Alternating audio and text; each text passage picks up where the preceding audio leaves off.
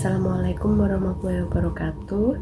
Di sini saya akan sedikit menyampaikan penyuluhan kepada Bapak Ibu guru semua terkait pentingnya kesehatan mental pada guru dan siswa. Langsung saja, yang pertama itu apa itu kesehatan mental. Nah, dari Bapak Ibu guru sendiri, apakah sudah tahu mengenai kesehatan mental itu sendiri? Ya, jadi kesehatan mental itu sendiri merupakan suatu kondisi psikis serta mental seseorang yang sehat. Nah, sehat dalam arti tenang, tentram, dan sejahtera. Dan ketika seseorang itu mampu untuk mengelola stres yang dimiliki, serta mampu untuk beradaptasi dengan baik, dan dapat bekerja secara produktif serta berkontribusi untuk lingkungan atau masyarakat sekitarnya. Nah, selanjutnya itu menurut Bapak Ibu guru sendiri penting tidak untuk menjaga kesehatan mental kita, apalagi kita yang berprofesi sebagai guru.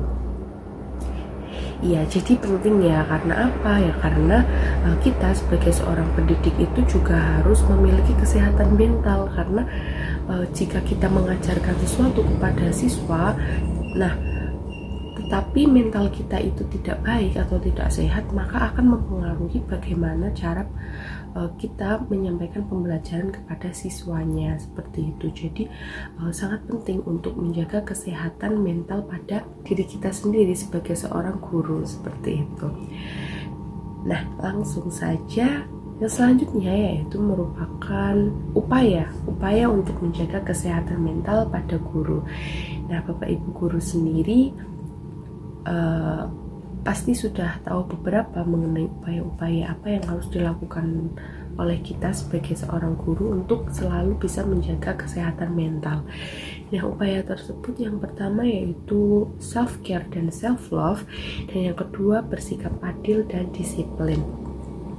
Nah, yang pertama itu self-care dan self-love. Mungkin para Bapak Ibu guru di sini belum semua paham, belum semua mengetahui secara luas mengenai self-care dan self-love itu sendiri.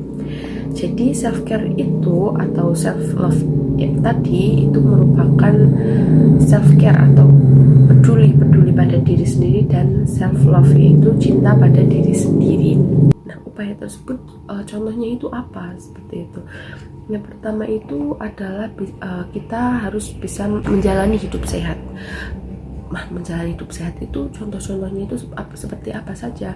Ya, jalani hidup sehat seperti apa? Untuk bisa menjadi sehat itu kita harus melakukan apa ya? Bisa makan makanan yang sehat, makan makanan yang berserat, terus olahraga yang cukup, istirahat yang cukup. Nah, makan makanan yang sehat tadi itu contoh-contohnya bisa makan sayur-sayuran, buah-buahan, makan makanan yang berserat, lalu makan makanan yang memang sehat bisa dikonsumsi dengan baik, seperti itu. Nah, selanjutnya yaitu melakukan me time. Nah, mungkin dari Bapak Ibu guru di sini belum semua tahu juga mengenai me time itu sendiri. Nah, me time itu sendiri merupakan salah satu upaya yang bisa kita lakukan pada diri sendiri, yang dilakukan sendiri itu salah satu bentuk upaya untuk menjaga kesehatan mental yang disebut sebagai me time. Nah, biasanya itu para ibu-ibu guru itu bisa melakukan me time dengan cara misal salon, seperti itu. Nah, salon di sini kita melakukan sendiri. Bapak-bapak itu biasanya kalau melakukan me time itu salah satunya misal bisa memancing atau berkendara malam, seperti itu, dan yang lain-lain.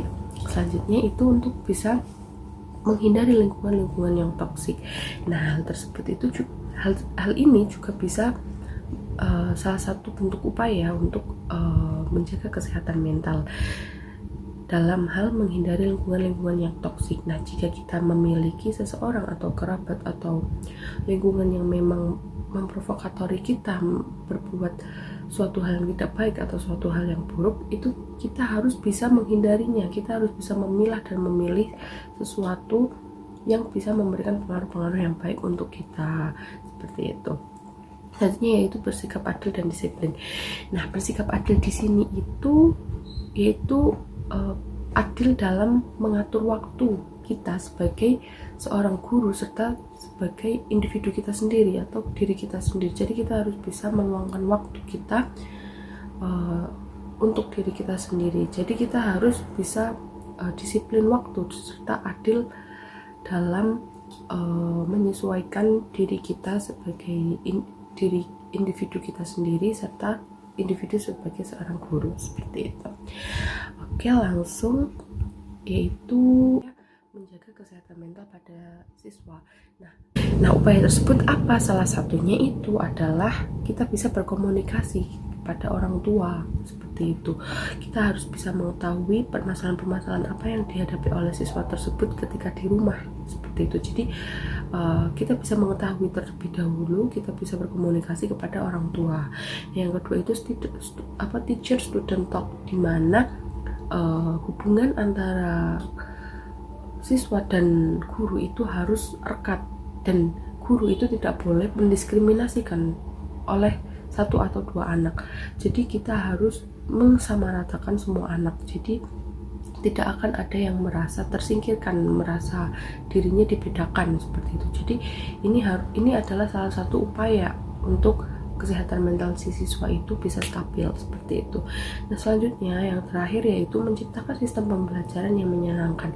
Nah, hal ini juga merupakan faktor yang sangat penting untuk menjaga upaya untuk menjaga kesehatan mental pada siswa.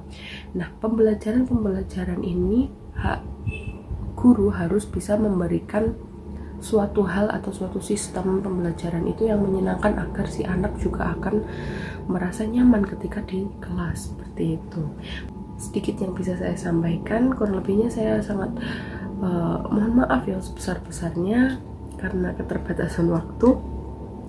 Mungkin di lain kesempatan kita bisa bertemu kembali untuk membahas hal-hal yang lebih luas.